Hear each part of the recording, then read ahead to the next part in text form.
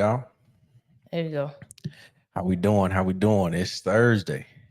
Yes. It is Thursday Welcome to yet right another now. edition of Love and Business. We are here live and in color. Yep. We get to talk about love. We get to talk about business. We get to talk about love and, And business. business. So that's what How we're going about to that? do. How about that? Is your phone on silent? It is. All right, great. I It just want to is. make sure we don't Yeah. have any No, interruptions in it our is. It is totally on silent. very important topic for today. Yeah. Hey, y'all tag and say, that you're watching live and where you're watching from. Yep. Let us know. Hashtag live and where you watching from. Yes. So today has been a busy Thursday. Very busy. Yeah. Very. So apparently, I guess our kids are taking over our schedules for the most part. Yeah, I would agree. It is becoming more cumbersome than I Yeah. than I thought. Can't change the podcast though, because this is literally the only night that we can legitimately do a You're right. podcast. Yeah, 100%. So it is what it is. We still got to stick to Thursdays, but we just trying to make sure that the kids don't take it over too much. But nonetheless, we're gonna continue to be super parents and do what we do. Yeah. So this weekend is a super parent weekend. We got choir concert and a gymnastics competition, our very first of both of those. So I've never been to a gymnastics meet competition. I've watched it on TV, so I feel like I'm gonna be pretty prepared for what it is that I need to do as a gymnastics mom. So I think we're gonna take on the battle and win both of them. I don't know. I don't know if the choir thing is a competition. I think it's just a concert.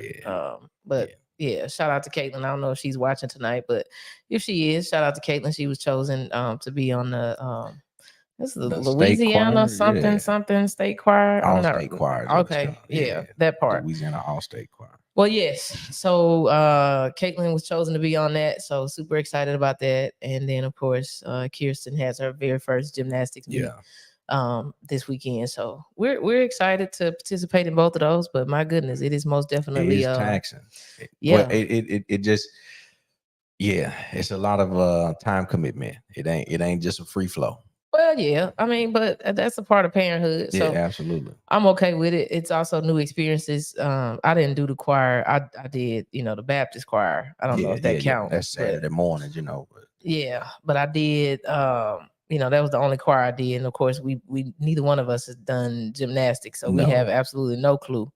What that's gonna look like. But hey, we're gonna be there to, to cheer them on and do what we need to do as parents. So I'm super excited. What in the world did you just type in? Yeah, that was me. I didn't know. I wanted to really see how long the delay was. Oh, I don't know if it's all that long for you. It's not. Yeah, it's not. It was pretty real time. Yeah, so it may be. Yeah, it might be a little delayed for everybody else. Other people. Yeah, I just wasn't sure. All right. So anyway, do you got what do you call one of those things? Your fair and foul, or however you do it. Do you have one of those for today before we get into our absolutely real topic for today? Hey man, I just really think this last volleyball game that we went to with Caitlin, man, it was the playoffs. I don't know if I want to get that riled up on a podcast, but if you want to talk about it, we can. Well, we can talk about it, but I'm here to tell you that go ahead. Hey, go ahead, listen, bring it on. I'm just saying, man. So we this is the playoff game. Mm-hmm. We go, and we're there, we're sitting down, ready to watch the game and whatnot. The coach comes over, man. Just casually, she got on a nice little blue jean skirt or something, what I'm saying, a little flower shirt with some what do they call the skating shoes or something? I don't know. It doesn't matter. But nonetheless, super nonchalant. Yeah, just breezing with the wind. Mm-hmm. So she come over and she having a conversation. I'm asking, I'm like, hey, is this single game elimination? And she's like, yep. She's like, man, I really don't want to be here all night, but I do want to win. First, I'm like, hold on. So it's single game elimination. Yeah, but it's single game elimination, right? And the only way. that you go win that you can is win that you got to keep playing. If you beat her all night. Right. So that is the absolute truth. This is her statement. And I'm like, if she's saying this to us, I wonder what she's saying to the kids, right? Absolutely nothing. The game, she didn't say anything to the kids. Game proceeds, right? The girls are down. They're playing a team that they've actually beaten twice, right? In 2 different settings. So they've beaten them a matter of 4 games. Yep. So they playing the girls and they are getting the business right now. Like they losing bad. They really right. Are. The coach ain't call a timeout or nothing. I ain't coach nobody. I ain't said, hey, scoot up. Hey, you got to put your hands together. Hey, let's do this. Nothing. I mean, literally, like absolutely she is nothing. Sitting on the bench like she's in the library. That's exactly what she did. And I thought she was a librarian, but Caitlin said she's an art teacher. Yeah, she's a kindergarten art teacher or something like that. Yes. And I mean, like, so the first game we lose. All right, we lose the game very badly, actually. Yeah, very badly. Probably by like 8 points or something like that. No adjustments made or anything. Second game, we get down. We probably down by like 7 points. Newman rallies back. They tie the game up. They go up by 1 score. The other coach calls a timeout. Crystal was like, completely kills our rhythm. I'm calling the game from the sideline. I mean, 100%. I'm one of them parents. I done called the whole game from the sideline. Hey, so Crystal calling it from the sideline. She like, oh, so we do have timeouts. Like, how much they gonna charge you? I was so sarcastic from the sideline, and I know she heard me because I mean we was only like 2 feet away. I know. She's like, can we call a parent timeout or what? You know what I mean? Like, call timeout. Yeah, what you setting them for next season or something? You know what I mean? Like, she was going, and I was feeling it. I was like, man, what is going on? Right? We lose the game. Yeah. So you by lose only a couple of points too. Right. It's best. It's the best 2 out of 3. Yeah. We lose 2 in a row. It's ball game. Yeah. It's over with. I mean, game point, and she doesn't even call a timeout. Yeah. Right. You already like she this the last play of the season. She had 2 and 3 conversations on the bench with random people. And I'm like, man, what kind of coach is this? But what really hurt us more, one, I saw my daughter crying. I was happy that she cried. Because that meant that it mattered to her. Yeah, she actually cared like that they won a loss. It mattered to her. So I know what that sting feels like, and I know what type of fire that can put on underneath the athlete, right, or any person.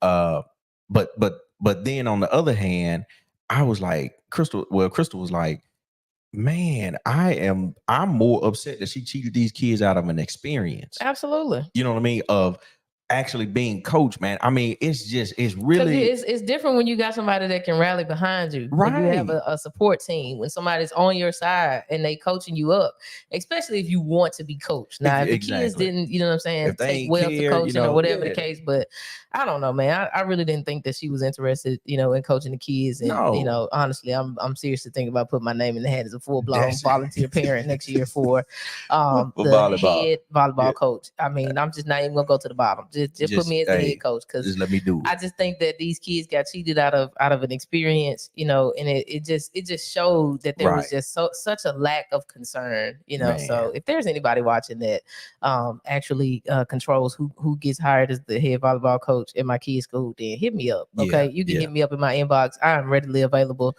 I would coach the 6th grade team next year, and my kid not going to be on it. No, that's just how bad of a job that was done. These kids got cheated out of experience, and I'm not gonna keep talking about it because I'll probably get like really riled up about this situation because I've played sports all my life, and I love the the camaraderie that comes from it. Obviously, I love the competitiveness of it, but what was the best experience for me in the sports that I played was my coaches. And to not have, that type of support, I'm like, you just sit on the bench, you had 2 or 3 conversations, like as if the game wasn't even going on. Like literally the kids were out on the court playing, and she was having leisure conversations eating the banana with random people. I ain't really tripping on the banana because my coach, God rest her soul, Coach Irvin, she ate on the sideline every single game. She was the best coach we ever had. But she was coaching too, though. Engaged. This lady was just over here having a snack. She was engaged in the game, but nah, you can't be out here texting in the middle of the game and, not paying attention to these kids. So I just felt some type of way. 6th grade or not, I think these kids, they have an opportunity to, learn from the sport, just learn life skills or whatever, but I never knew that I was going to be that parent, but I am literally that parent. Right. I never thought. I figured I would just sit over there, come to the game, go home and chill, but I'm not. I'm not that person. No, because you're a competitor yourself. You know what I'm saying? Yeah. I'm just not that person. But hey, maybe next year we'll see what happens. But anyway, it happened. Very, very sad. That the kids went to the playoffs and got knocked out in the very first game. I'm talking about the first game. So she got home by 5:00.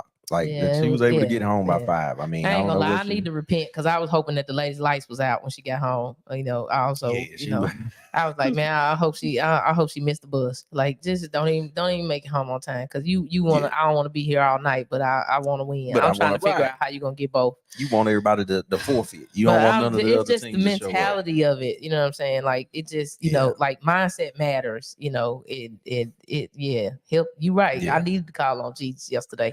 But nevertheless, you know what I'm saying? I think mindset that's a good enough segue for us to, kind of loop into our topic for tonight. Cause definitely the mindset that coach has is definitely not the millionaire mindset. It's like she was just being like she was definitely filling in a gap. Yeah, she just was I don't know if this was, hey, you got to coach this team in order to keep your job type of contract situation she had going on. It was like, just show up and breathe is pretty much, what she was obligated to do. And she fulfilled that 100%. She was there. She had life in her body. She was present at every single game.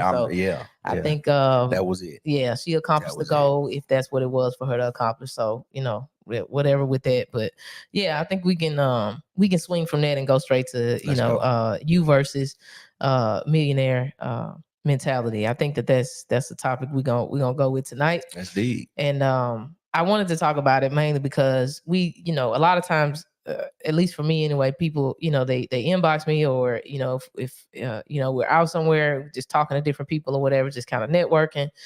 People always want to know some bits and pieces of the story or the journey. They're like, man, how did y'all get into that? Or how did y'all do that? Or man, how are y'all able to do this and that? Like we always get pretty much the same questions, right. You know what I'm saying, all the time. And so I think what I'm gonna start doing when people ask is say, oh man, you should go check out episode such and such.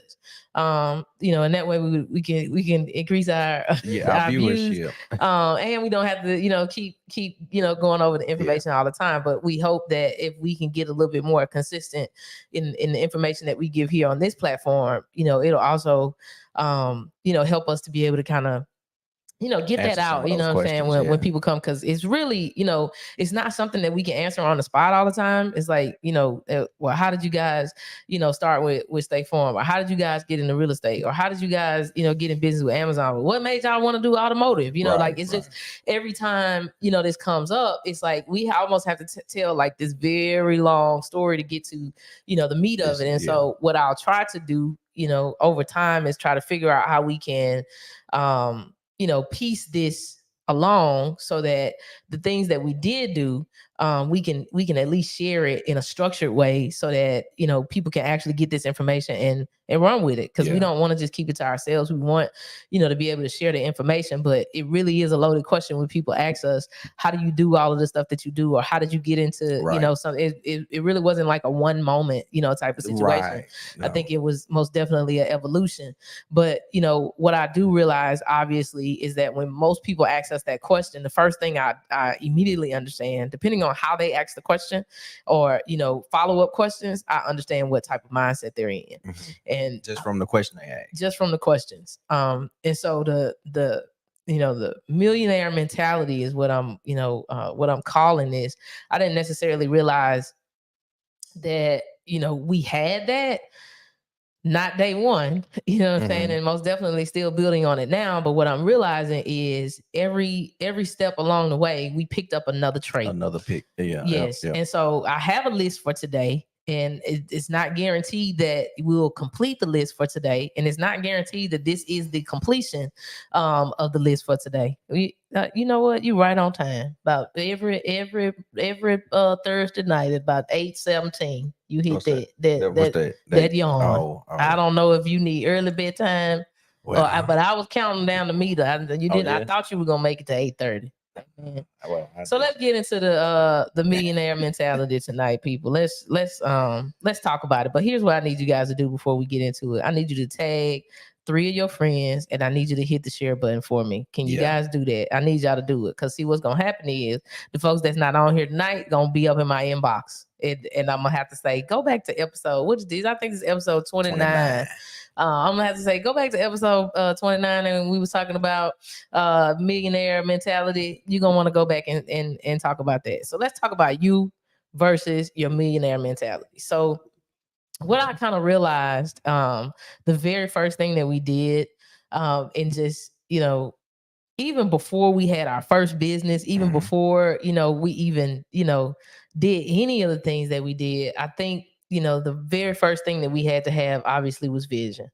And what I realize is that a lot of people, when they're asking me this question, they're wanting to get insight on what it was I did, but they don't necessarily have a set vision for themselves currently. Right. Yeah. So I would most definitely say that in the U box, a lot of times people have a lack of vision. You know what I'm saying? Like there's no real direction, no real, understanding of where it is that they want to go. And it's not necessarily a bad thing. It's just, okay, once you realize that you don't have it, okay, let's, let's work, obviously to obtain whatever vision it is. And so a lot of times when, people are asking us those questions, just because they know that we've, had a lot of businesses, some successful, some not successful, whatever the case may be, they automatically assume that they want what it is, that we had or have, right?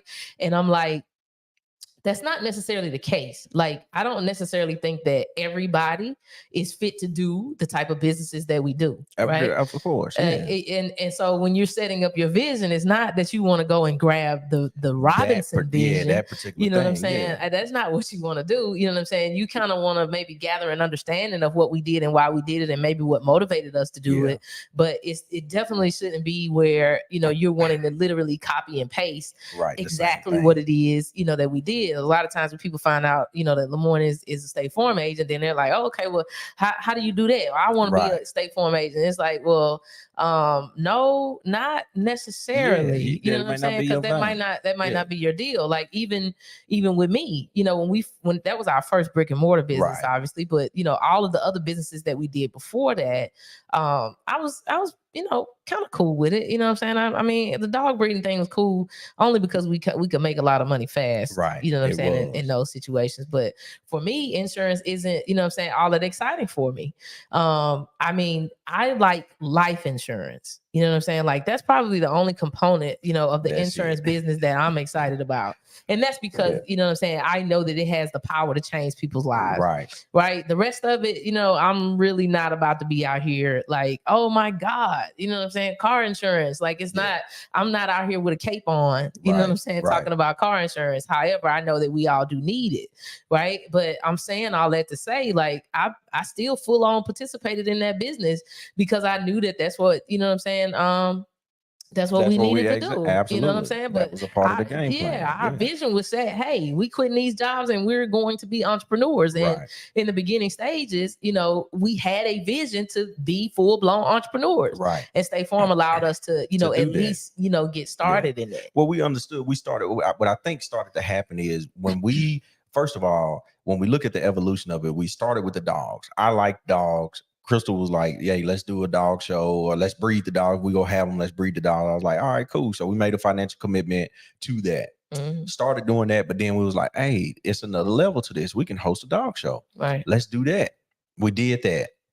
Started traveling around or whatever. So it was like the thought process started to become, hey, we started to see people have a little bit more time freedom than what we had. Right. And we was like, man, we could really be enjoying life. So when we got to be affiliated with a network marketing company, when we got to be affiliated with a network marketing company, it was like, okay, the money that we made from the dog show, and things like that, that was like what, about 20 grand or something like we that, did like 20 grand quick. in a day. In like a day or so, right? Yeah. So But that now was behind the scenes, we were scooping poop. we were scooping poop. Now we were scooping poop. I'm trying to stack dogs on top of each other to have puppies and stuff. You know what I'm saying? I mean, it was a whole situation, man. I mean, but we didn't let go of the vision. We didn't let go of the vision, right? And see, that's what happens a lot of times. People, they see the end of it, but then they don't see the scoop, the scooping of the poop. Oh, they don't never want to see the scoop. You got this dog food out here in this storage room, and now it's attracting rats. You know what I mean? They don't see that. You don't see that. You don't see. You gotta make sure that these dogs get these shots every month and stuff like that, right? Or which you gotta is why walk I said in the beginning is that people will look at our story and we'll start with the dog show business. And then people are like, oh, I could do that. Yeah. But now you're not thinking about the fact that, okay, well, if you want to breed a championship dog, you got to scoop poop. Exactly. You know what I'm saying? You got to stand here travel and go to these shows and help two dogs that you thought could connect on their own. Man. You got to get involved. You got to help. He a little short. You got to scoop him up. So you he got can a whole threesome going on. Yeah. You know what I'm saying? Yeah. You, the dog, and the other dog. And the female dog. You know what I'm saying? It's a whole other situation. But people would think that, man, they made $20,000 a day. I want to do that too. And I'm just saying that I don't necessarily think that you should want to grasp our vision. I'm saying, hey, a lot of people aren't successful because they have a lack of vision, meaning your vision, your specific vision. So I say go to God, you know what I'm saying, and find out what that is. But hear our story for inspiration. Right. But just know that your story is probably gonna have your own version of the dog show. Of scooping up dog poop. Yeah. You know what I'm saying? Like your story gonna have, or your vision gonna have that. It's gonna be some moments that's like that. But again, the thing that we started to see was time freedom. Yeah. And we started to our brain started to say, well, how can we buy our time back? Because at this point we were selling our time, right? We were selling our time to a corporate job or a government job to say, hey, if you give me $50,000-$60,000 a year, you can have this amount of my time, 40 hours of my week. And you know what? I'm gonna barter with you to get some of it back, and they call it vacation time. Yeah. You know what I mean? That's you mentality. That's definitely not millionaire mentality. So that was the part where it was like, hey, as we started to do that on each level, we would see opportunities where we could buy back our time. Yeah. You know what I mean? And that was the thing. So that's one phase of the game that has transcended to every phase of the game. Yeah. Right. Absolutely. What is it that we can do here systematically to buy back our time? Even with State Farm, it became, okay, well, what can we do to put things in place where systematically this business operates? Well, I don't have to be there. Well, we don't have to be there. Exactly. Yep. And Crystal is like a genius at that. Like that's like a superpower. That's like a super gift of hers. I wasn't gifted with that.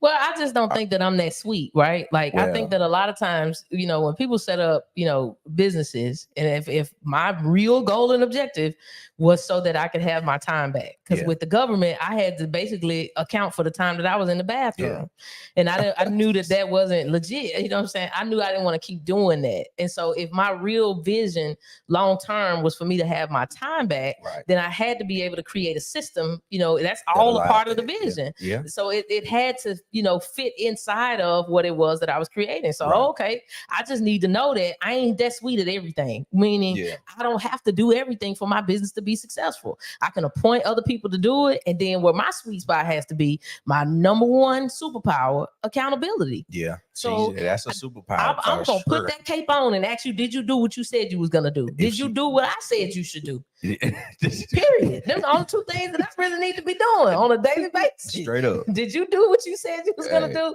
And did you do what I said you should do? That's with or without the cape. Hey, but for me though, that was a part of my vision, you know what I'm saying, in building the businesses that we build. Is like, hey, we can build a million businesses if we want to. It's just as long as I don't have to be present at them all every day. And that's what happens a lot of times. Again, when somebody has a vision, like if you want to start a lawn care service or something like that, I don't know.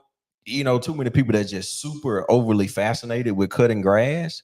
Some people really like it, but then when you go to scale it, you can get real picky because you don't want somebody else to cut the grass because they ain't cutting it the way that you cut it. Man. So it's like when you look at a business, are you wanting to just be self-employed or do you want to be a business owner? It's two totally different things. It is two totally different things. I just want to own, I just want to own the business, right? So when you're thinking about the vision, have to own the business. Just let me own the system. When you thinking about the vision and you have that, you gotta ask yourself, do I want to be the one to do this work?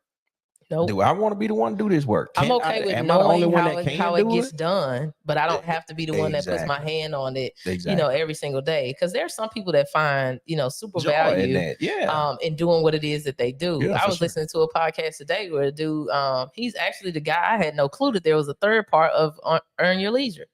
There's 3 partners in that business. But the guy that's behind the scenes, he says on the podcast, I really just enjoy making videos. He was like, man, I'm just now coming to the forefront, just kind of letting people know who I am.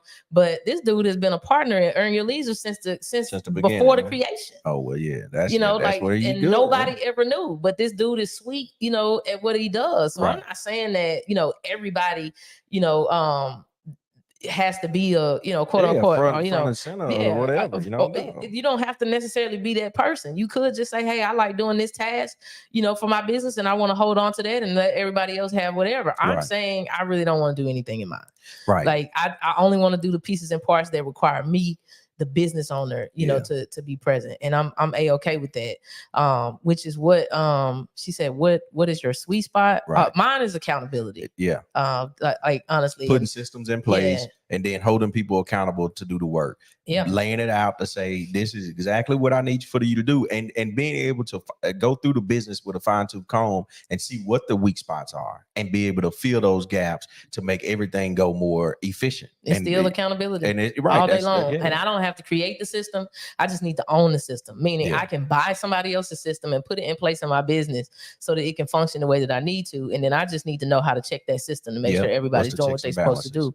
And so for me, accountability is my spot. It's just like, hey, and it's weird. It's so weird because even people that I don't employ, I can tell them what to do. They do it. They come back and they was like, man, you told me to do such and such. I did it. And it worked. And I'm like, this is so weird. It's just like, I don't know. I guess it's just how it is when you have a gift, like people respond to that. You know what I'm saying? Like it just, I don't know. And what I really think is as business owners and prospective business owners, if you own a business or whatnot, a lot of times what we think about, one is fear of giving up control, right? As it relates to what is the end product.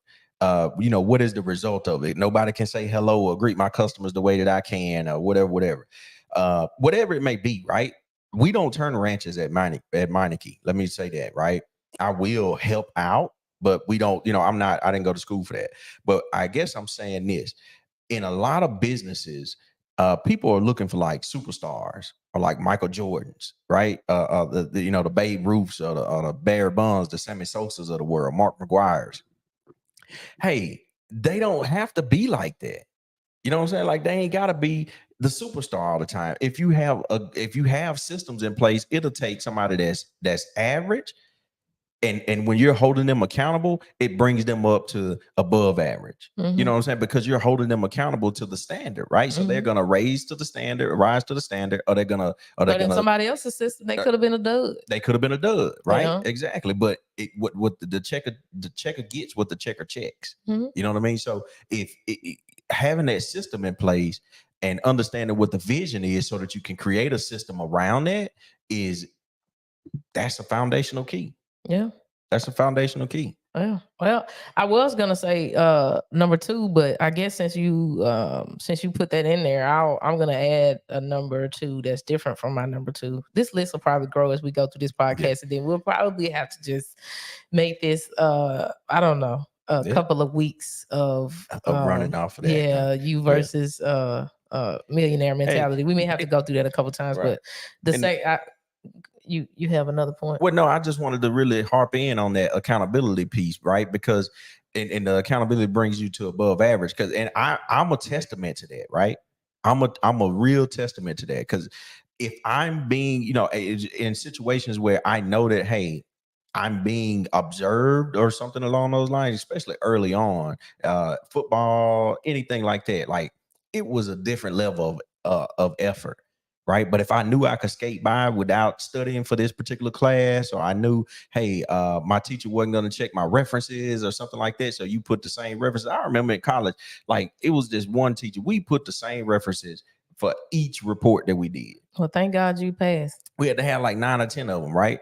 It could have just random references. It had nothing to do with the report. You just keep the same one so the format will be good, whatever. But had I been held accountable to that, then I would have fixed it. Or maybe, been an all-star writer. Or been an all-star writer. Being an author on your fourth book by now. I can still do that. I just had to get somebody to check it. You got to have somebody else to check your references. You know what I'm saying? Accountability matters. It does matter, but this lady cheated you just like that. When we talked about the beginning of the podcast, how that coach cheated our kids. From that teacher cheated you out of. You never know. You never know. You could have been out here supposed to be like the best reference person in the world. She cheated you out of that experience, man. Like I agree. I really do think that accountability, you know what I'm saying, takes you up, some extra notches. But it does have to be, you know what I'm saying, implemented. Number 2 is what I was gonna mention after the first one, which of course, if y'all paying attention and taking notes, is that you have to have vision. So what do you have that millionaire mentality, or what do you not have? I should say that's the lack of vision, right? So the first thing is you have to have a vision, but number 2 is consistency. Yep. I don't know, you know what I'm saying, too many people that didn't hit the millionaire mark that wasn't consistent. I think I saw Sean Strickland on here a minute ago, man. Look, hands down, Sean Strickland is one of the most consistent people I know. She was doing Facebook Live videos when it wasn't popular. Mm-hmm. And I might have been one of the only 1 or 2 or 3 or 4 people that was on there watching at the time. But every single week, just about, I would get a pop-up in my memories of a video of Sean Strickland. And when I tell you that them 2014 and 15 or 2012 videos that was popping up on my timeline, night and day different. From the videos that are coming up now in 2023. I mean, she's spitting fire right now. I'm talking about every time she talk. I don't care. She could go live at 2 a.m. I'm gonna get the notification. I'm gonna get the notification and I'm waking up. Right. Yeah. But you and a whole bunch of other people. Yeah. But the difference between, you know what I'm saying, then and now, the only thing is the consistency, you know what I'm saying, and her showing up week after week. It's so consistent that she's showing up in my memories every week. Right. And I'm just like, most people want, they want to wake up and be millionaires, but hey, shout out, there she go. Okay. Shout out to Pastor Sean Strickland. She did hit the millionaire mark. And I don't necessarily think that even though her information is, I'm talking about straight fire. I'm talking about, I think it had more so to do with the fact that she kept showing up every single day.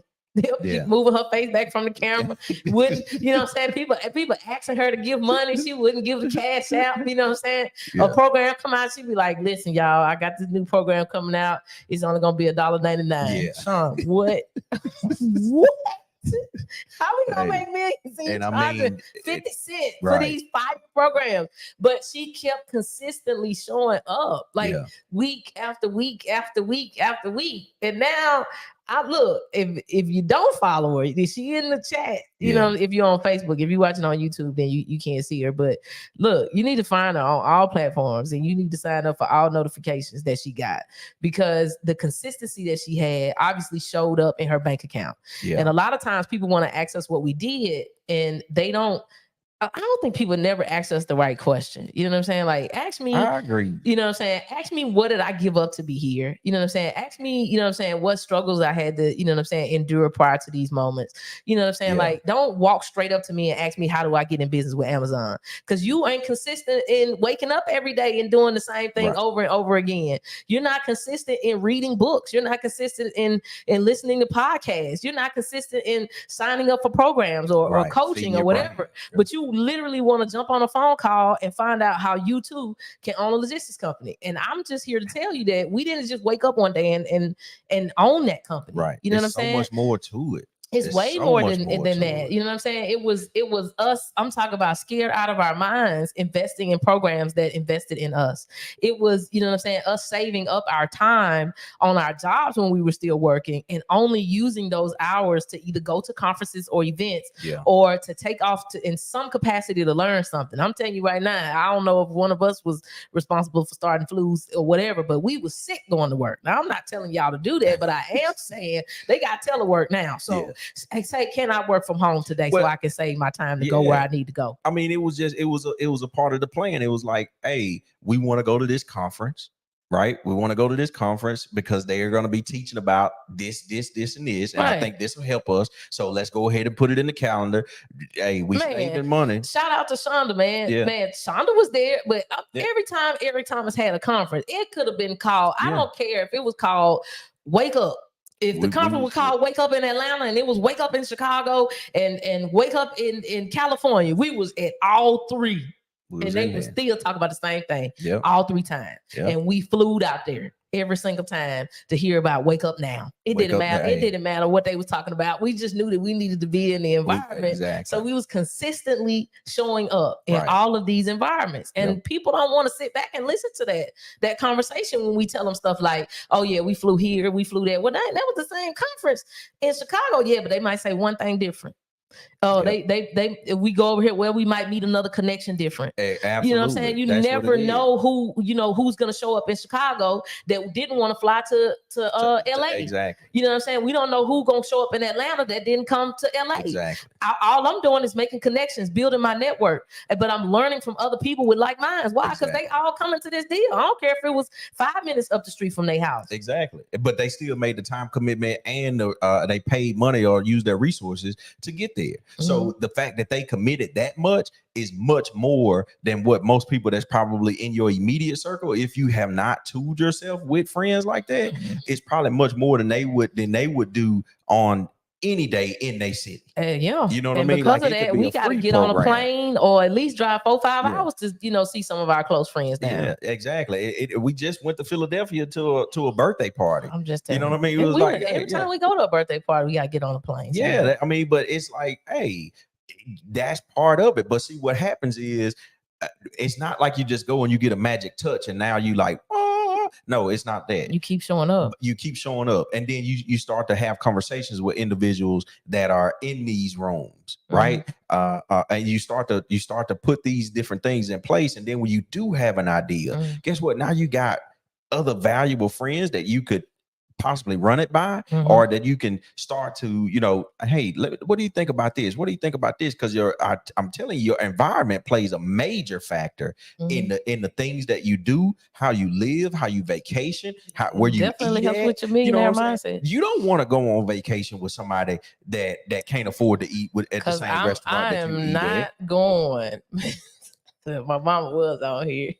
About going to Applebee's every time. She told us about that story where my grandmama, they went on a vacation somewhere, and every time they had to go eat, my grandma made them go to Applebee's. Well, Denny's is the same. At Denny's, she made them go to Denny's. But I think I'm starting to get that. I'm starting to get that thing Sean Strickland got. She always be point people out on the line, like, how you all in my business? I think I'm starting to get some of that.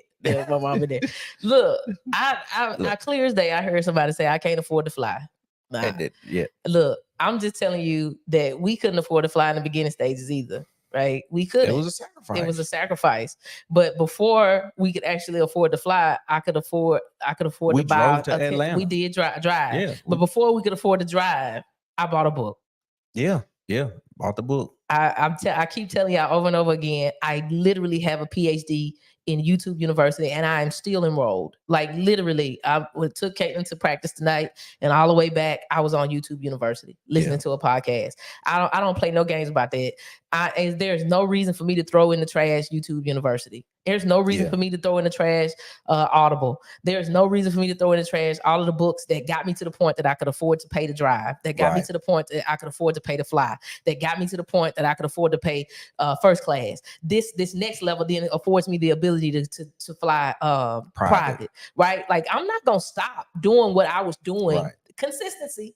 I'm not going to stop doing what I was doing to get me where I'm at. Exactly. But most people immediately think, oh, okay, well, they flying to get to conferences. It's conferences in your back door that you want to attend. Absolutely. It's Facebook Lives that happen. Case in point, we're right here, you know what I'm saying, every week. And not just us, but, you know, there's all kinds of, you know, platforms that are out there. You just have to tap into what is available to you and what you can do, right? Because that helps, you know what I'm saying? There she go. Look, YouTube University. I'm telling you, we got some doctorates in YouTube. Sean getting her doctorate in TikTok now too. Some of y'all spending time on TikTok for the wrong reasons.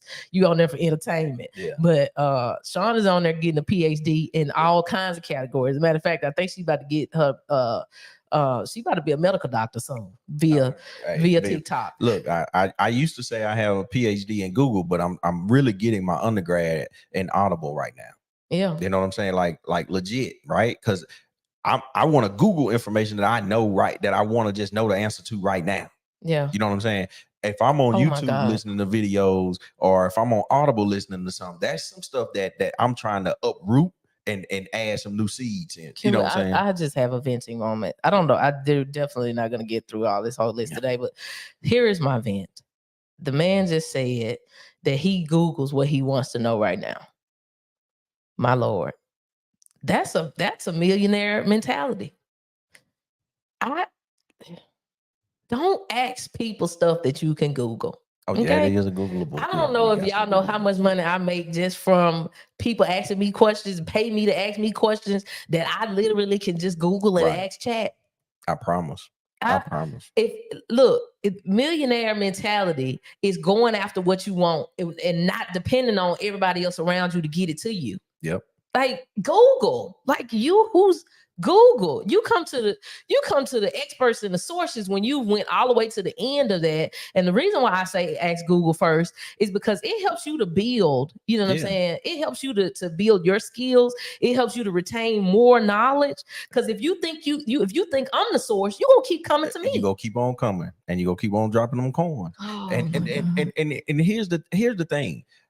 I think about this, and I want to just make this point. The Bible really hadn't changed a whole lot. You know what I mean? You got different variations of it, different versions of it, and you got a whole lot of people that teach the Bible, right? Pastors, preachers, teachers, prophets, whatever it may be.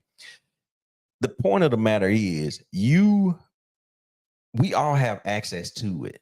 You know what I'm saying? We all have access to it. Just because one person, you know, or even if that person is teaching it a certain way, I almost guarantee you that that whatever book they write, the principles that they are using are going to be the same ones that they talk about in person. The Bible was the first Google. Hey, it's in there. Ain't nothing new under the sun. It's the first Google, it's the first YouTube. It's all of it. I'm telling you everything. I'm talking about, they talk about getting drunk. They talk about prostitution. They talk about winning. They talking about a whole lot. Everything I like is it. In there. It's a nice story. It's a soap opera sometimes. We just, you're right, absolutely right. We just do not plug in, right? We don't plug in to it. And that's what I'm saying. If we can let the words be our friend, read or get or start doing Audible or something like that, that I'm telling you, it makes a difference. And then when you're able to get in those atmospheres, it's just reinforcing it. Because church, we talk about some of the same stuff every Sunday, but we go, you know what I'm saying? Because why? It's community. And when you go to events, that's what starts to happen. You start to become a part of a community. But the information, you just get around other people that are applying the same thing. So now you don't feel like an avatar that's out there all by yourself. You know what I mean? Because in your city or in your neighborhood, in your community, on your job, you may be on the solo with this journey. Yeah. So you know, when you go to these conferences and things like that, that allows you to really start to make connections and build a community around you of people that are wanting to succeed and excel in the things and other things just like you. But if you just say, well, I'm gonna go to the conference, and then that's like saying I'm gonna bathe once a month. I'm gonna go to the conference and then I'm not going to digest any other material to help reinforce what I learned there or to help continue to build on what I learned there. It's not gonna be what it is. And I'm telling you that from experience. I've done it. That's like going to church and not doing anything that the pastor say. You know what I'm saying? Or not listening to the spirit of the living God that dwells within you and say, you know, oh no, I'm gonna do that anyway. Yeah. You know what I'm saying? That's the same thing. What it says, what is it? Reading the Bible and not applying it is like looking in the mirror and knowing you got something on your face and you like, I don't even know, you know, who that dude is. But you looking, you know what I'm saying? You looking in it. You know what I'm saying? So it's more application. Like, don't just be information junkies. That's one of Crystal's things. Like, don't just be an information junkie. Like, get a step, apply it. I was reading this book called Traction, or listening to it. I ain't gonna say I was reading. Reading sounds more intelligent, but I was listening to it on Audible.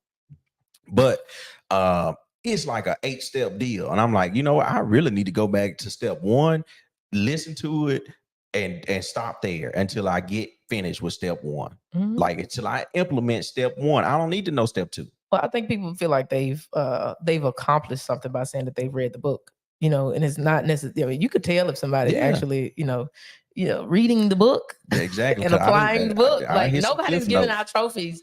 You know, maybe they do give out trophies. Well, they did. You know, we was in elementary school and stuff. Whatever, they gave us the little personal pan pieces. Oh yeah, every time you read a whole bunch of books. Yeah. You know, and all that really made us do was go and just find all the books we could and write all of the names down of the books so that we could get the free personal pan. Right? There was no accountability in that. Right? And so it didn't make us better readers. It just made us better liars. Okay. But what they really should have been doing was saying, when you read a book, then tell me something out of that book that you can apply, or something that you learned that you use, you know, in your daily life, something like that. Right. That way we know now that you're a legitimate reader. Right. And I think that we can also tell the difference when people say, you know, that they hang in flocks with such and such, or they do whatever. It's like, okay, well, you must be a string along, because there's no way that the fruit that you got over here is matching the fruit that they got over here. Right. You can't say that you read the books and you ain't, you know what I'm saying? We ain't checking off no block saying yes, we read the book. The goal and objective is to say that we did the work consistently. Yeah, and that's really what it is, right? We are a part of a society that primarily we just want to say we read the book or we watched the movie. You know, but we ain't understand the concept. You know, we're not applying it. You know, we're not doing the steps that it takes to do it, but we'll feel it's like somebody will feel slow if they say, oh, I didn't finish the book. Like, no, well, you know what? I didn't finish it, but I am implementing steps 1 through 3. 1. Yeah. You know what I mean? And I'm talking about we running like a well-oiled machine over here with steps 1, 2, and 3. And then I'm gonna be ready, because when I get to step 7, and I ain't gonna crumble because my steps 1 and 2 are fake. 100%. You know what I'm saying? And that's the reality of it. We don't just need to be checking boxes as a formality or just so we can have something to say. I don't know why. I can't say I don't know why people read Harry Potter and stuff like that. I mean, it's entertaining to them or whatever. I guess so. But that just ain't my jam, man. Yeah, it ain't my jam. But I know, you know, that there's some people. I'm like, man, what's the life lesson in this? We be around people that's like, they watch a regular movie and they like, bro, yeah. They find I'm talking life about lesson in that. Oh you see how they I'll be doing that. You know what I'm saying? She'll have Bible verses and everything connected to stuff, and I'll be like, I didn't see that. For real. Make me feel like a whole heathen. I'm like, I saw a couple scenes, but I didn't put that and that together, did it? But hey, I mean, to each his own. That dude said he really read them books over the summer for ice cream. I'm just saying. I didn't. I didn't either. I went to the library. I wrote the title down and how many pages was in the book. That was it. I didn't even read the back. That did not. All right, let's move on to the next one, because we did vision. We did consistency. Okay, so this is the third number 2, because my notes now has changed because I had to throw consistency in there. So the third one is distractions. Yeah. Distractions. That can come now these are the things that might be entertaining you that are not necessarily entertaining people that have the millionaire mentality. So I'm going to tell you what you should have, right? And to go with that is discipline, right? Okay. So don't let the distractions distract you. All right. There you go. 2C. I just made up a whole number. You know, distractions. It's a problem. You know what I'm saying? And I think that a lot of times we don't even identify what is a distraction to us, right? Because sometimes they could look like good things. How people say sometimes, you could be busy doing good things but not God things. Absolutely. Or you could be busy doing, the good things but not necessarily things that align with your vision. Yeah. And for the most part, I think that we can all be guilty of it all. We can be, guilty of being distracted by good things, and we can be guilty of being distracted by bad things. Yeah. Right. And 100%. I think if you want to, set yourself up with the millionaire mentality, it's super important that you recognize what those distractions are. Yep. Right. Like what, and then categorize them and see how much time that you're actually spending, in those particular categories, so that you can recorrect. Because at the end of the day, if you can't account for, where your time is going, what it is that you're doing on a daily basis, or every time you see a butterfly, you off to go and chase it. Yep. Just know that when you come and you ask the questions, we're gonna know. You know what I'm saying? Yep. Like immediately we're gonna know that you're not. There's no time on task here, right? And when I say the good things, I'm saying sometimes your kids can be a distraction. You know what I'm saying? Sometimes family can be a distraction. Yeah. Right? It really, you could have things that you would consider as good things that are right that legitimately show up as a distraction. Right. We ain't talking about you out here drinking and clubbing and all this stuff or whatever. That's a distraction that may be taken away from what it is that you desire to do. Well, we could talk about that too. I mean, we could, but I'm those just saying, are all things. Right. Those are all things, but those are the things that are apparent. Yeah. You know what I'm saying? That most of us will say, oh man, they out there in them streets, they ain't doing that. But not necessarily, because everybody may not be in the same, I know, and that's what I'm saying. But if watching 8 episodes of Suits, versus you actually doing something to build your business or laying out the game plan to get to where you want to go. If you watch 8 hours of TV over the course of the weekend or whatnot, that could be a distraction. Yeah. You call it relaxation, but it could be a distraction. Yeah. You know what I mean? If because you're going to have to sacrifice something. Yep. It's going to be something that's going to be sacrificed. I ain't saying it got to be a 100% total all out obliteration or get rid of, but it is a sacrifice. Yeah. Whether you spend 2 or 3 hours plotting out the vision of doing some work toward your goals and objectives, right? But I think it, as it relates to distractions, I think sometimes that things that are on our list that actually need to get done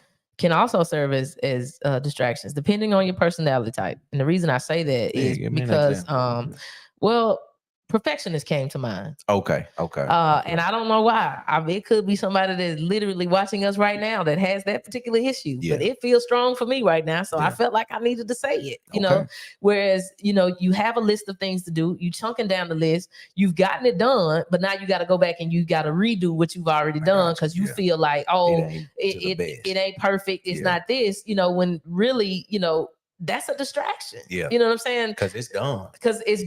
Yeah. You know what I'm saying? It doesn't necessarily need to be done to perfection, or it has to be done this particular way. So now you're getting, you know what I'm saying, in your own way, when it's not even required to be, at a level of 1,000. Exactly. Right? It just needs to be, okay, it's done. And the fact of the matter is that it's a good chance that it could change down the line. Yeah. You know what I'm saying? Whatever it may be, right? You spend 12 hours trying to perfect something, and then, one little change comes along, you're like, oh dang, I gotta change that now, right? When you really could have executed 2 or 3 other things to help move you along. Yeah. And I think so. For me, I recognize like what those types of categories are. So there are things that I can do that I don't do because they end up being distractions for me, right? So it could be something as little as something needs to go in an Excel spreadsheet. I can't do it. Ain't a cup of tea. Now I know how to do it. Very much so. But if I do it, then it gets in my way. It becomes, oh, well, I want to add this formula, and then I want to make this bar up here gray and this bar over here light gray, and then I'm gonna make this cell plus this cell equals this cell, and then it just becomes like this thing. Right. And the next thing you know, I'm inside of this Excel spreadsheet for 5 hours, and it's real cute. But it was never required to be that way. You know what I'm saying? But for me, see that Zadie said that's me, but then I know that's a task that I need to delegate. Or if it's something that only I can do, then I say, all right, you got 5 minutes to get this data in this spreadsheet. You're not finna do no data validations where you click a yes, drop down and a no, and you're not finna do that today. If the answer yes or no, they gonna have to type yes or no. You're not finna do it. And for those that don't know nothing about Excel, I know I just took y'all some places, but look, the point of the matter is I used to do that, and then it would just take me so far away, and now I'm off task. Exactly. Right. And so, inside of the millionaire mentality, there is no room for distraction. Yeah. Or at least when it happens, you're at least conscious enough now, because now you're in your zone. You're at least conscious enough to say, you know what? I see that that rabbit hole was about to catch me. And look, from a relational perspective, I had to learn that my dependency of her doing items like that for me. Or if I ask her, hey, can you read this? Can you proofread this? Or can you add this to this spreadsheet? Or can you do this? Something like that I'm not really good at, because I don't know how to do the formulas and all that type of stuff. But I had to figure it out some kind of way. But I realized, hey, that was a distraction. And part of me wanted to say, hey, but you my wife, like, you supposed to, I understand you saying that's a distraction, but then is it a distraction from our overall goal? Yeah. You know what I'm saying? Like, is it a distraction from the vision? And that's the part that I had to, I'm like, okay, yeah, I can see how, because if she doing this and then she flustered on this side, then hey, she's not helping move the goal, she's not helping move toward the goal toward this, because this is just some stuff I could have outsourced. It's some stuff I can't outsource that I literally need her to do as a part of this unit. But some stuff I can outsource, and that could be one of them. So yeah, don't let yourself get bogged down with your spouse either, right? It got to be an understanding in there somewhere that, hey, this is, which one is more important, the overall goal, or you learning how to do this yourself? Because it ain't gonna kill you, my man. It ain't gonna kill you. To learn how to put a formula in this cell. It's really not. Or to make the cell a little wider and press the save button up there. And all that, you know what I mean? It ain't gonna kill you. So I think I pretty much mastered not letting you be a distraction for me. Yeah, it was flustering, for a long time. I didn't understand it until we started to understand it. You know what I'm saying? And it was one of them things, like, legit, because I grew up in just understanding that, hey, your wife is, she's supposed to be down for you. I don't care what she do for nobody else. Thought I was his secretary. Yeah, and I mean, it only took me about 37 seconds for him to realize that Krista's not a secretary. Well, I just was like, I'm the same person that legit set up in this meeting at my whole government job and looked at that man. When that man asked me, he said, "Oh, hey, Crystal, how about you take notes?" I said, "How about you take them?" Hey, you know how to write, don't you? I wouldn't at that meeting. You know what I'm saying? Like, don't you automatically assume that I'm a note taker? I'm the only woman in the room. You gonna ask me to take notes? Sir, you gonna take your own notes today. I mean, I said, if you want to remember something from this meeting, you gonna write it down. Oh yeah, your handwriting probably was better than. I didn't care why he asked. I just needed them to know that you ain't the one. I am not the one to be taking notes. Why? Because I'm not paying attention to y'all up in here. Yeah. But it was like, again, it was that understanding to understand, okay, well, what is the benefit of what you're doing to the whole game plan? It don't take much for her to do that. Hey, them people was getting on my nerves up in that government job. Yeah. They paid the bills though, praise the Lord. They did. All right, distractions. That's number what? 2C. It's number 3. Yeah. It's number 3. I think we can get number 4 in here, and then we're gonna have to say the rest of them for another one. Because this will probably take a couple of minutes. So number 4 is fear. Yeah. I know. That's a biggie. Have to let that one sink in a little bit. Number 4 is fear. And so here's what I realized that people with the millionaire mentality have that most people literally run away from. And that's taking risk. Yeah. Agreed. I mean, I get it, being in an environment that you've never been in before could be a little scary or whatever, it's different. It feels uncomfortable, but when you allow fear to overtake you to the point where you don't move, like you're doing nothing but just watching everybody else win, man, there is absolutely no way that you can break any type of financial barrier, your business barrier, like, I mean, anything without being able to take risk. I mean, if you ask a girl out for the first time, You know, you had to take a risk because she could have said no. She could have. You know what I'm saying? Yeah, she could have.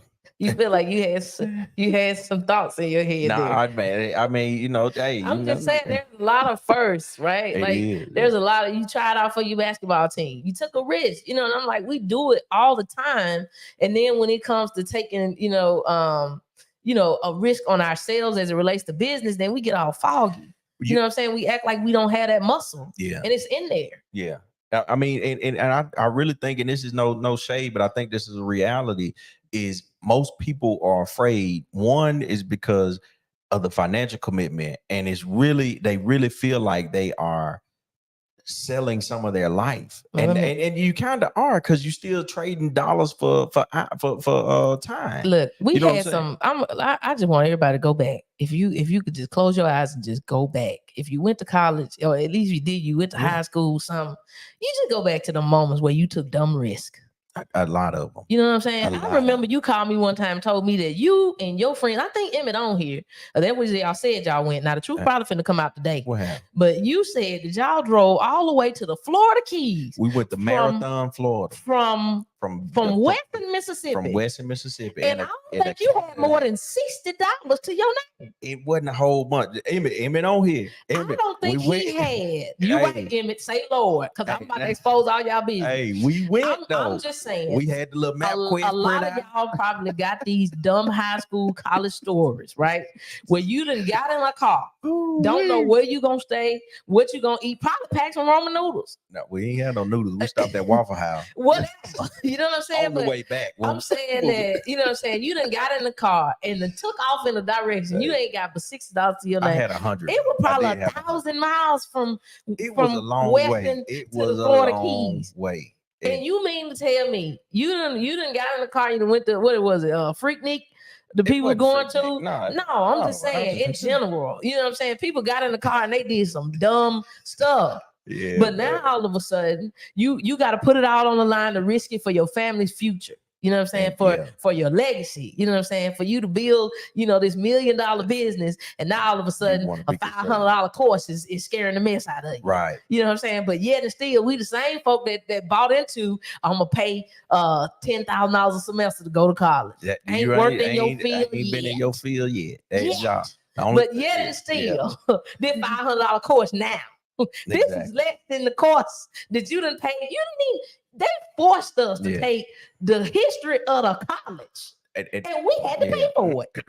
And now you tell me that the class that you need to pay for to help you to be a better business owner, the flight that you need to buy to help you to be a better business owner, you don't want to get on it, but you took the history of Arkansas State University. Tell me, how is that helping you now? Accountant. How is that helping you to balance the books of your clients? It's not. But they got you on them Sally Mae student loans right now, building interest because you took the history of the college that you attended. Hey. I'm just saying, make it make sense, people. We don't want to take risks, but we took a risk on signing up for that class. I should have risked not taking that class to see if they really wasn't gonna graduate. Hey, Shavondra looked like she took a real risk. She said they done went to TSU homecoming, got the key to the hotel room, and then canceled the reservation. Ooh. That's I'm talking about. They must have been. They were fit to be. So Shavondra for sure should be out here in these streets taking risk on ourselves. That's all I'm saying is, if you can do nothing else, because we be acting like when it's time to be in business, right? When it's time to invest in this next real estate property, you know what I'm saying? You saying, all right, it's gonna cost me, $85,000 for the house, put another $65,000 in it. You know what I'm saying? You can't tell me that you can't go back in your life and find a moment in time where you did something just as dumb. I'm talking about just took a risk, but you wasn't really, and the reward of it wasn't even that sweet. The reward of it wasn't even that sweet. At least on the real estate side, I got an opportunity to flip this property for twice as much as I put into it, or it's going to be kept in the family for generations to come based on the rental income. You know what I'm saying? Like, we over here doing stuff that makes sense. And over here in our high school and college years, we done had to think about make it make sense. Because it don't. Exactly. It just don't. So that didn't make sense. But thank God, y'all. Y'all made it. It certainly didn't make sense. Emmett had an old paper map. I'm talking about an atlas. Right. because it wasn't even Google Maps. Wasn't even a thing. We still had to print the paper. A Cadillac that took premium gas, and it might not start all the time. And then we started counting them tolls. We was like, man, how much this? $1.75 here, $2 here. I'm talking about, man, them dollars. I don't know if they was gonna make it back. So he called me in the back room talking about, man, I don't know how we gonna get back. Like, you might have to, hey man, I might need you to send some what is it? Cash now? Send money to Walmart? MoneyGram. Question and investment. You invested in an experience to that degree, and you can't invest in the legacy of your grandkids, because the Bible says we're supposed to leave an inheritance for our children's children. Right. You know what I'm saying? Right. And I think Sean taught on that the other day about how we're supposed to be living off of our seed. How can we do that if we're not willing to invest? We can't. You know what I'm saying? How are we gonna do that if we're not willing to invest, not just in business, but in ourselves, right? In the information and the knowledge that we need to grow and develop as people first, right? As individuals, and then, you know, as business owners, right?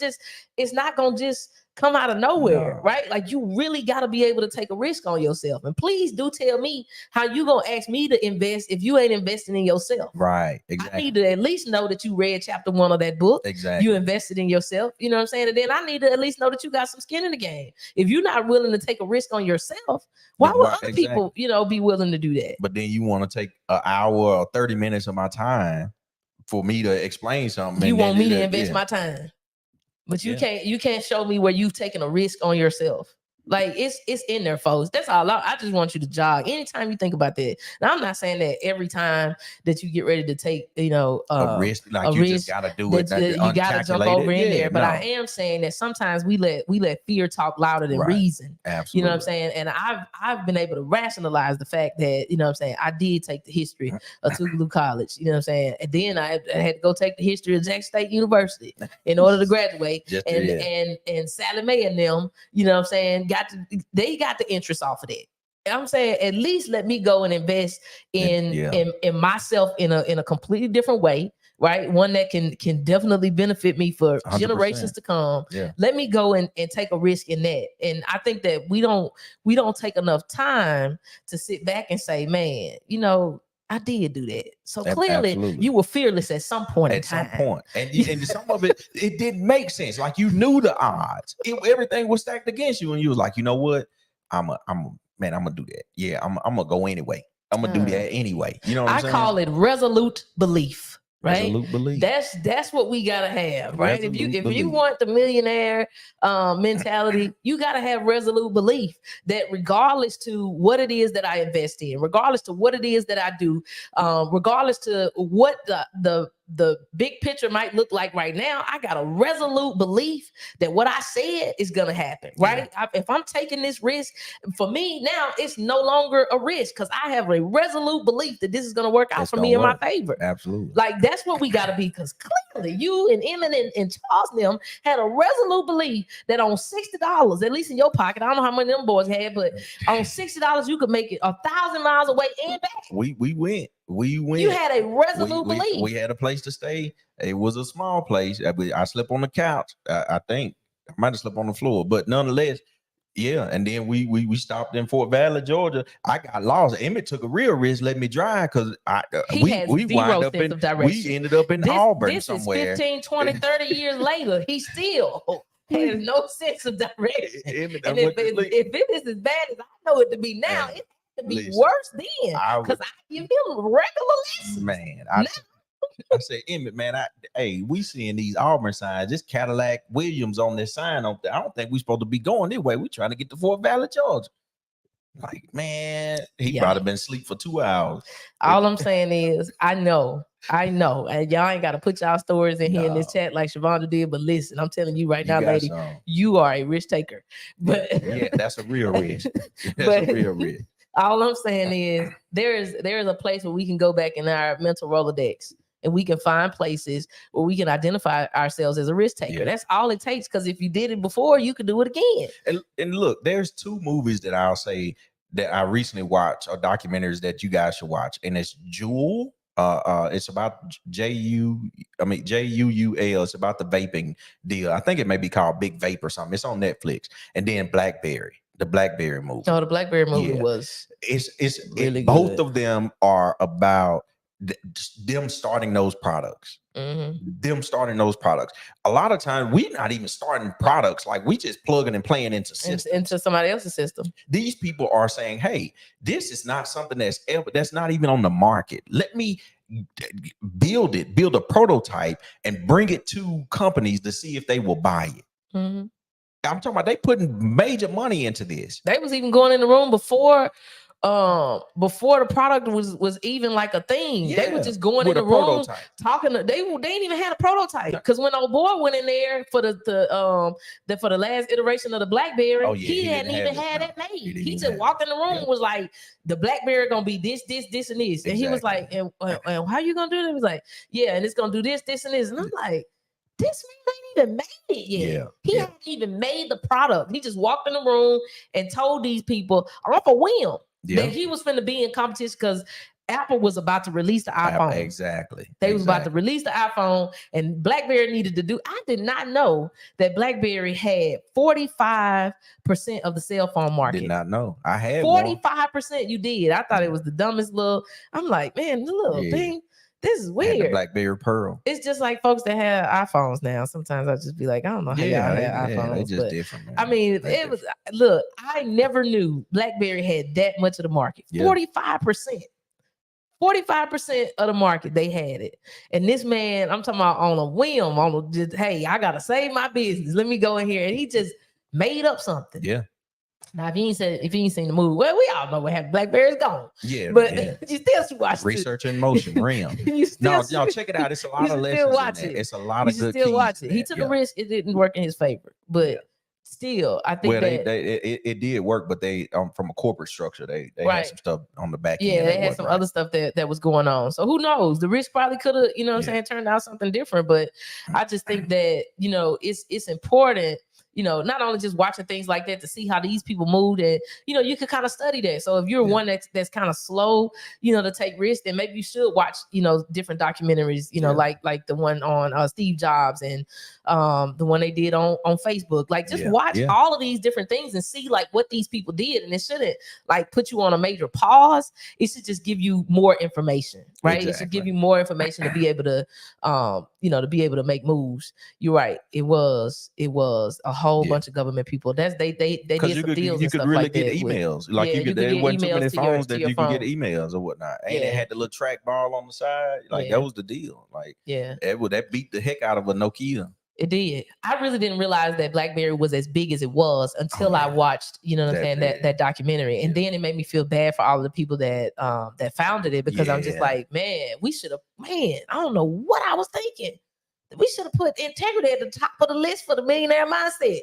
I just dropped the ball. We're gonna talk about that on another one, because my Lord, that was probably go in. That was their downfall, man. Yeah. You know what I'm saying? Integrity got to be on the list, but we're gonna have to definitely dive into integrity with the other ones that I didn't get a chance to hit today. Yeah. But I really do, I think that watching stuff like that, for me, it does help me to see, man, these billion-dollar companies, they took major risk on themselves. And a lot of times they lose. Exactly. Before they, I'm talking about they lose bad and big before they win. Exactly. And we don't never even know. But we out here thinking that if we invest $50 on a Friday night class, that our life finna be cut off. Exactly. These dudes out here, this man was giving people $10 million a piece that he didn't have. And stock options that he didn't have. A piece. Yeah, he was betting that the valuation of that company was going to skyrocket. He just needed the best talent to be able to develop. Now, you mean to tell me, I'm not saying to go out here and do no illegal stuff. That's why I said we should have put integrity as the number one item that you need to have for the millionaire mentality. But I'm just saying that these folks, they believed in themselves. They had a resolute belief to the degree of, don't worry about it. Here go, $10 million. Come on, leave Google and come work for me. Exactly. Leave Google. Leave I think you guys are people from Microsoft. Yep. Leave Microsoft and come over here with BlackBerry. I'm telling you, hands down, BlackBerry is about to be it. And they said, hey, that man was a risk taker. Why does he want to work over here? So he can work on the best phone in the world. And that's the type of belief that you have to have in yourself when you putting yourself, you know what I'm saying, in a position to, you know, start your first business or your second or your third. Who cares what number you're on? But you gotta have that belief. Because if you don't have it, then you certainly can't transfer it to nobody else. I'm not gonna partner with you. You know what I'm saying? It's some people, I'm telling you right now, I'm not gonna name names, but it's some people right now. They might not have never in their life owned a business, but if they came to me today and say, "Hey, I'm thinking about going to business," I'm saying, "Hey, how much can I invest?" Yeah. Because I have a resolute belief in that person. Yeah. You know what I'm saying? It don't matter what. And now the opposite is working too. The opposite is true. You come to me today, tomorrow, and the next day. I have a resolute belief that you ain't gonna do nothing different than what you've been doing. Don't worry about it. Don't even worry about it. Don't even worry about it. Because I see that you don't believe in you enough for me to believe in you. That dog ain't it's not. And so I think that it's super important that you have that about yourself. I'm not saying that we've done things where we weren't afraid to do it. Absolutely. But I'm saying that, you know, we didn't allow fear to overtake us and to make us stagnant. No. You know what I'm saying? But yeah, we definitely wasn't paralyzed. We just did it anyway. You know, and the reason why we did it anyway is because we gathered more information. Exactly. You know what I'm saying? And I think that that's really, I always say that fear simply means that you are missing information. And that's it. Because once you can close the information gap, then it's no longer, it's not fearful. And if you understand, you either go win or you learn. If you really adopt it, like hey, I'm not going to lose. Exactly. Like I'm going to learn something here, or I'm going to excel at it and learn more and make some money along the way. That information gap and that resolute belief, I'm telling you, when you marry them two together, that alone, I don't care how janky you are, you know what I'm saying? Like I say, take messy action. I don't care how weird it looks. You got resolute belief, and then and you pair that with some information. Yeah. You ain't gonna stop me, because I know what I need to know, and I believe in me more than anybody gonna believe in me. Yeah, you know what I'm saying. And I'm just like, man, if you can get those two together, that fear thing can go ahead on and go right. Man, you can kick that out the back door. People ask me that all the time. Well, did you have a logistics company first? No. Well, did you know anything about working on cars before? No.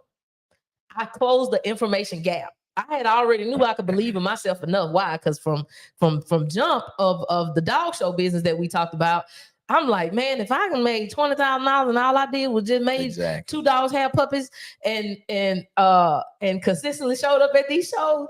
That's it. But that's what I'm saying. Most people had this fear because they ain't done nothing before. And the fact of the matter is, to be truthful, I was fearful. I was like, hey, we ain't really made a name for ourselves out here. But you know why I had resolute belief? Because I was selling suckers and candy and stuff out my backpack at school. I said, man, I can sell anything.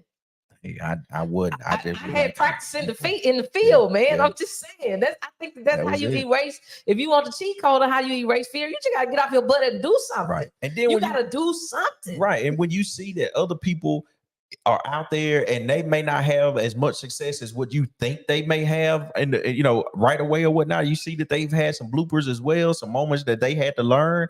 Like, listen, failure is not a bad thing, so to speak. No, it's an opportunity. I don't see myself no different than Steve Jobs or Bill Gates or they just had a bigger Mark market. Zuckerberg. I don't see myself no different from any of those guys because I see how raggedy they started. That's all. But the only difference is they found they you know what I'm saying they gap and boom they did they deal. Yep. I'm just waiting on that moment for me to boom. Okay. Let's get to where we need to go. Let's go. I don't see that no different. Why? Because we started in our garage. Exactly. It's no different. Literally. We started in our garage. I know. So we was there. Them rats was there. Them dogs was there. Little puppies. The puppies was there. You know what I'm saying? So I'm just like, U-Haul to go get the cages. Oh my God. Broke them down. I'm talking about, I'm just saying. So that's all I'm saying is everybody got a garage moment. Don't be out here thinking that you got to start at a whole warehouse or something like on this big grand level, and now you done talked yourself out of a start. You know what I'm saying? Because you afraid of how big the picture look. Nobody asked you to start at the finish line. Who do that? You know what I'm saying? Like, you start at the start line. You start with what you know and what you can do, and you let that fear reside wherever it's gonna reside at. But it ain't gonna get to live in me. Like, I'm 100%. Not. I don't participate in that. Whoever want to pick it up, that who they want to pick it up, but it ain't gonna be. But if you get that resolute belief, man, I'm telling you, and it just happens step by step. That's all. It's just do the first thing that you know to do. Yep. That's it. And then after that, you complete that task, then you do the second thing that you know to do. Yep. You know what I'm saying? But the reason why fear gets in so many people's heads is because they're looking at themselves now unequipped at the finish line. Exactly. And I'm sorry, you ain't even finish line worthy because you ain't started. So how is it that you would put yourself in a space or in a place where you are now full-blown fearful to the point of paralyzation because you have envisioned yourself at a finish line that you ain't even worthy of crossing? That's the piece that I don't get. Like, I wasn't born with that. You know what I'm saying? I just know, hey, you start where you at, and then when you get out of step number 1, you get to step number 2, and before you know it, you at the finish line. But a lot of times we trying to make ourselves worthy of something that we haven't even we ain't graduated to. I said it the other week. You know what I'm saying? It's just like thinking, you know what I'm saying, that at 3rd grade, you're supposed to be getting access to 12th grade information. Right. It don't work that way. So now we out here thinking about our thinking. You know what I'm saying? All in our feelings. The next thing you know, we don't even start because we done scared ourselves because we done saw ourselves at the finish line. I see myself at the finish line victorious, right? I'm in full-blown celebration. But how do I get there? Oh, I open door number 1. Yeah. Great. I do everything in there. And then I go to door number 2. Great. I do everything in there and I keep going. But hey, God does give us the big picture vision, but it's not to scare the crap out of us. No. It's just to let us know that we are actually worthy of being there one day. That's it. And it's not necessarily. And I think what happens is we just look at other people like that's way down the line. And then we just want to, like we on a Monopoly board and pick up our piece because we done rolled the 12 on the dice and just go, move 12 spaces, and life don't work like that. That's definitely the life don't you work versus like you that. Podcast, because I that's the only people that we should be looking at is me yesterday and me today. That's it. That's it. I'm not looking at nothing else. Me yesterday, me today. Can I fix what I did? Can I make improvements? But I'm not looking at me today and Lemoyne today. Because I may not have done everything that Lemoyne did behind the scenes. You know what I'm saying? I can't look at me today and Sean today. Why? Yeah. Well, I know I ain't been doing Facebook Lives every week for the last 10 years. What? Why would I look at me today, Sean today? It don't make good sense to me. Exactly. But that's the thing that we do. We go and put ourselves in these comparison spaces with folks that we ain't supposed to be on the same stage with them. Not right now. Yeah. And that, you know what that's equivalent to? Like when I think was that Instagram when it first came out where you could buy followers. Oh. Like you could buy, like to say, 10,000 people following you, 15,000 people following you or whatever. You can buy followers just to, build a facade. And that's what happens a lot of time. Let's say for instance, you make clothes or something like that. You're a designer of some sort or whatever. And you want to go and have this conversation with everybody as if, like, man, I got this major manufacturer or whatever. When really the truth is, like, you could go right up the street or something like that, and it could be a local manufacturer that could be making your stuff right now, and be okay in that space. You want to do it because such and such over here, exactly. Sell your stuff just like you. I mean, and be just as proud of it as you want to be, right? Just know that you're producing a quality product, as long as you know it ain't trash. If you one of them cats that's walking around with these little bottles of oil, they probably didn't put Crisco in it. You know what I'm saying? Trying to sell it to you like it's a cologne or something, that's a little different. I just think that this fear thing it goes so deep, man, because people like literally are out here comparing themselves to people that they don't even know the depth of these people. And that's the trap. That's the trap. I don't even want to. I can't. Not tonight. We ain't got no time. We ain't got no time. All right, man. I don't know how many steps. What y'all go back through. That was 4. That was 4. It was 4? Yeah, we did 4. Well, 4. All right. Well, yep, we did vision, we did consistency, we did distractions, and we did fear. Yeah. I kind of touched on one of them a little bit, but we got to go way deeper on that one. So I'm not going to even repeat that one. So yeah. All right. So if you stuck with us the whole time tonight, we trying to help our people to get the millionaire mentality. And the first thing you got to have is a vision. Second thing is consistency. The third thing is discipline. Yeah. Okay. You got to have discipline. because some of y'all out here is distracted by the distractions. And then number 4, you got to have a resolute belief. You got to kick the fear out the door. It does not get to reside with you. So I hope that helped y'all tonight. That's the 4 we're going to stick with for now. There's several more. So I think our game plan needs to be to kind of just go down the line as these come to us. And if you weren't on at the beginning, our whole reasoning for going through that list was that we do get a lot of questions as, to how the journey started, or, how did we do this, and this? And, it may seem weird that we're telling you that that we had a vision, or that we had a resolute belief, or whatever. But, that's the reason why 2 people that literally had no background in automotive whatsoever, right, own an automotive shop, is because, we had a vision for something that was much bigger. We had a resolute belief that we could get something done.